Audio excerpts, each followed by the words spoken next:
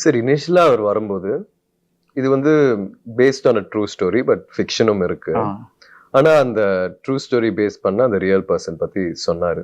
அவர் எப்படிப்பட்ட மனுஷன், எப்படி ஆடுவாரு. சின்ன வயசுலலாம் மாரி சாரும், அவரோட ஃபேமிலிலாம் போய் கூட்டத்துல ஒருத்தனா இருந்து, இந்த ஆள விளையாடுறது பார்த்துருக்காங்க. ஸோ, அவரோட கதை பத்தியும், இத எப்படி சினிமாவ போய் அ அத எப்படி எழுத போறாருன்றத தாண்டி, அந்த மனுஷன், அந்த அந்த ஹியூமன் பீயிங் பத்தி நெறைய சொன்னாரு. அதிலேயே நம்ம கண்டிப்பா பண்ணியே ஆகணும். இதுல ஒரு சேலஞ்ச் இருக்கு அப்படின்ட்டு தோணுச்சு. பிளஸ் மாரி சார் வந்து I think is one of the best directors. Yeah, he's amazing. And அவரோட இன்டென்ட் ஆஸ் அ டைரக்டர் வந்து எனக்கு ரொம்ப பிடிக்கும் ஆக்சுவலா. அவருக்கு சினிமா மேல ஒரு பெரிய பைத்தியம் ஒண்ணு இருக்கு. அது எஸ்தெட்டிக்காவும் ஒர்க் ஆகணும், கமர்ஷியலாவும் ஒர்க் ஆகணும். அதுல அவர் சொல்ல வேண்டிய கதையும் இருக்கணும். அந்த அந்த வலியும் இருக்கணும். மக்கள்கிட்ட போய் சேரணும். ஸோ எல்லா விதத்திலயும் நீங்க பாத்தீங்கன்னா ஐ think is a complete director.